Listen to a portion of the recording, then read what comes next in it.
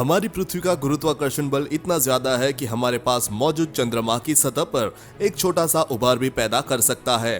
पृथ्वी और चंद्रमा के बीच मौजूद गुरुत्वाकर्षण इतना प्रभावशाली है कि ये दोनों ही खगोलीय पिंडों में खिंचाव भी शुरू कर सकता है। इसकी वजह से किसी एक जगह पर इन दोनों ही बॉडीज की शेप में अंतर देखा जा सकता है। ऐसा भी संभव है कि खुद पृथ्वी और चंद्रमा काफी करीब आने लगे। क्या होगा जब चंद्रमा पृथ्वी से बस 100 किलोमीटर दूर हो? पृथ्वी पर यह खिंचाव या फैलाव आमतौर पर आपको टाइड्स यानी समुद्र में पैदा होने वाले ज्वार भाटे के रूप में देखने को मिलते हैं, जहां समुद्र का स्तर घटता और बढ़ता हुआ नजर आता है। हमारे चंद्रमा पर भी पृथ्वी द्वारा तनाव पैदा होता है, जिसे अक्सर लूनर बॉडी टाइड कहा जाता है, जिसे आमतौर पर चंद्रमा की सतह की वजह से देख पाना बेहद मुश्किल होता है। ये तो हम सभी जानते हैं कि पृथ्वी के घूमने और सूर्य की वजह से हमारे पृथ्वी पर मौसम बदलते रहते हैं, पर ध्यान देने वाली बात यह है कि हमारा मौसम काफी हद तक हमारे चंद्रमा की ही वजह से स्थिर बना रहता है। चंद्रमा की ही वजह से हमारी पृथ्वी की दूरी लगभग 23.4 डिग्री के एंगल पे झुकी हुई है, जिसकी वजह से सालों से हमारी क्लाइमेट साइकिल मेंटेन है।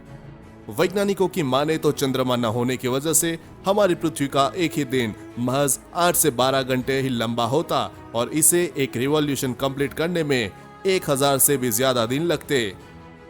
पृथ्वी से हमारी चंद्रमा की औसतन दूरी लगभग 3,84,400 किलोमीटर है और पृथ्वी के चारों ओर इसका ऑर्बिट एलिप्टिकल है। पर इस बात में कोई शक नहीं है कि ब्रह्मांड में होने वाली किसी भी घटना की वजह से इसका ऑर्बिट कभी भी अनस्टेबल हो सकता है और इसकी ट्रेजेक्टरी भी बदल सकती है।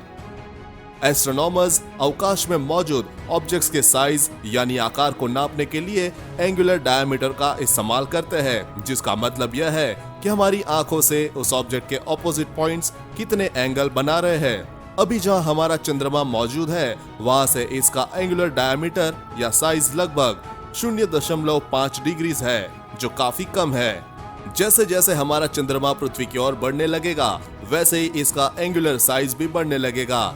लगभग 400 किलोमीटर की दूरी पर ही इसका एंगुलर साइज 100 डिग्री से अधिक पहुंच जाएगा, जो लगभग आधे से ज्यादा आसमान को ही ढक लेगा। यानी काफी लंबे समय तक हमें अपना सन यानी सूर्य देखने को भी नहीं मिलेगा। इस समय चांद का नजारा अजीब सा और बेहद डरावना नजर आएगा। हमारे चंद्रमा को पृथ्वी का एक चक्कर लगाने में लगभग 27 दिन लगते हैं। जब पृथ्वी से इसकी दूरी सीधा 400 किलोमीटर की होगी तो एक चक्कर लगाने में इसे मात्र 90 मिनट का ही समय लगेगा।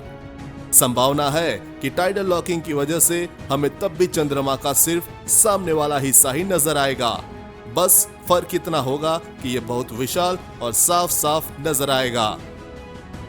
टाइडल लॉकिंग वो कंडीशन होती है जब किसी ऑर्बिटिंग ऑब्जेक्ट की रोटेशन पीरियड और ऑर्बिटल पीरियड सेम होते हैं, जिसकी वजह से उसका सिर्फ सामने का हिस्सा ही नजर आता है, जैसा कि हमारे चंद्रमा के साथ होता है।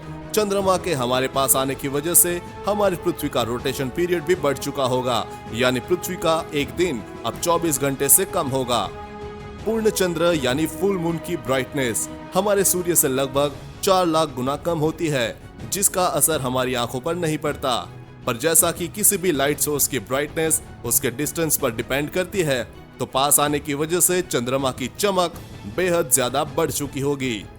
महज 1000 किलोमीटर की दूरी पर ही चंद्रमा की चमक लगभग 18 लाख गुना ज्यादा बढ़ चुकी होगी।